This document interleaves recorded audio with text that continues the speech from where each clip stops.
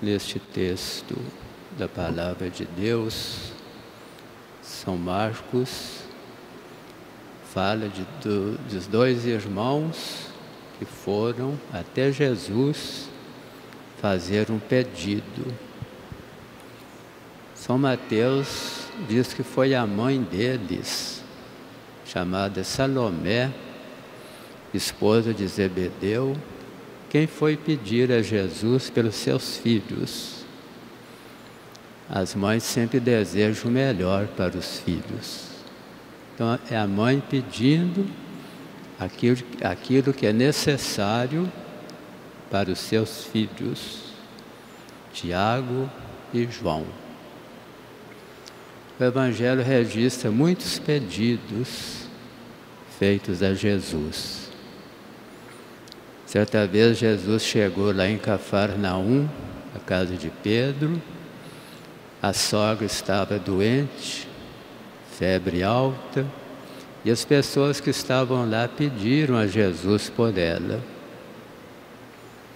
Nas bodas de Caná, Nossa Senhora pede a Jesus pelos noivos, pela festa, e Jesus atende a todos. Meus irmãos, nós também precisamos sempre de pedir. Por que devemos pedir? O que devemos suplicar? E como se deve pedir? São várias questões que o Evangelho de hoje nos sugere. Nós temos que pedir as graças de Deus porque somos necessitados. Nenhum de nós é autossuficiente. Nenhum de nós tem tudo aquilo de que necessita. Nós temos sempre que estar diante de Deus, pedindo as suas graças, suas bênçãos. Aliás, o próprio Evangelho diz: sem mim nada podeis fazer. Nós somos sempre criança diante de Deus, sempre necessitados. Aliás, o próprio Evangelho nos estimula a pedir.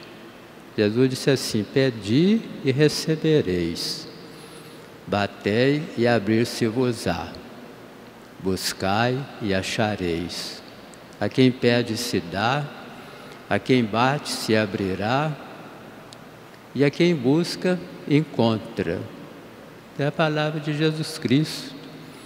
Daí a nossa confiança em estar sempre diante de Deus, pedindo as graças, os benefícios de que mais necessitamos. Aliás, não basta só pedir, nós temos também que agradecer. Certa vez um jovem me dizia assim: sempre que eu vou fazer prova, eu vou lá na igreja pedir a Jesus Cristo as suas bênçãos. Mas depois que eu faço, eu vou agradecer também. Que bonito. Não é só pedir, também agradecer. Ter o coração alegre diante de Deus, reconhecendo os favores e bênçãos que dele recebemos. Meus irmãos, que devemos pedir a Deus? Hoje, a mãe dos filhos de Zebedeu pediram um emprego. Ela imaginava que Jesus ia restaurar o reino de Israel. Ele ia fundar um reino temporal. Então está pedindo emprego para os filhos. Hoje nós pedimos tanto. Há tanta gente desocupada, tanta gente querendo trabalhar, não encontra onde. Às vezes a família precisando do necessário para viver. Há muitas pessoas até passando fome. Nós precisamos pedir também a Deus que bata no coração das pessoas para criar frente de empregos, para que todo mundo possa viver com dignidade, possa ter o seu salário justo, ganhar o pão com seu suor. Tudo isso faz parte da vida. E Deus está atento para isso. Nós vimos também no dia de Nossa Senhora Aparecida, a princesa Esther, diante do rei, pedindo a vida de seu povo. É uma imagem de Nossa Senhora suplicando a Deus por nós. E nós somos também hoje muito ameaçados. A nossa liberdade corre o risco. Nós estamos correndo esse risco de perder o que temos de mais precioso, que é a liberdade, que é a vida. Então vamos pedir a Deus também esse dom, essa graça, de não sermos presa de sistemas terroristas, ditatoriais, que nos tirem aquele dom precioso. Cada um de nós tem que pedir a Deus essa graça. É um dom que ninguém pode deixar de suplicar. Lá nas bodas de Caná, Nossa Senhora pede pelos noivos. Havia faltado vinho, e o vinho é o símbolo da alegria, da felicidade. E Deus quer que todos nós sejamos felizes, que não falte o vinho da alegria. O mundo de hoje é um mundo muito triste, muito cheio de problemas, cheio de preocupações, uma vida agitada. E nós precisamos muito deste dom de Deus, a alegria, aquele estado de alma de quem é feliz, quem tem paciência, paz, tranquilidade, confiança. Vamos pedir a Deus essa graça, pedir pelas nossas famílias, para que sejam unidas, para que haja o diálogo fraterno, evitando as discussões estéreis. Tudo isso é motivo da gente colocar hoje diante de Deus, suplicando as suas graças. Aliás, no Pai Nosso nós temos tudo que é necessário para pedir a Deus. Pedimos os bens espirituais, que são os mais importantes. O nome de Deus seja sempre santificado, que a gente não blasfeme contra o céu, mas que nós respeitemos esse nome sagrado. Pedimos que o reino de Deus entre dentro de nós. Não basta o reino de Deus ficar aí na periferia, mas é preciso que ele esteja no coração de cada um. Esse reino de paz, de justiça, de vida, de espiritualidade, o reino da santidade, o reino da paz, da justiça. Esse é o reino de Deus que nós desejamos. Que a vontade de Deus se realize em nós. É muito fácil fazer a própria vontade, mas a vontade de Deus é diferente, é uma vontade perfeita. Deus não erra. Hoje nós vimos aqui os dois jovens, dois filhos pedindo um emprego para Jesus. Jesus perguntou: vocês poderão beber o cálice que eu vou beber? Seu sofrimento? Poderei ser batizado do mesmo batismo que eu vou receber, que é o seu sangue derramado? E eles disseram: podemos. Talvez não tivessem entendido bem o que Jesus tinha falado, mas eles fizeram a vontade de Deus. Mais tarde, todos eles foram martirizados, tanto São João como São Tiago. Deram a vida por causa de Jesus, entenderam o seu plano divino.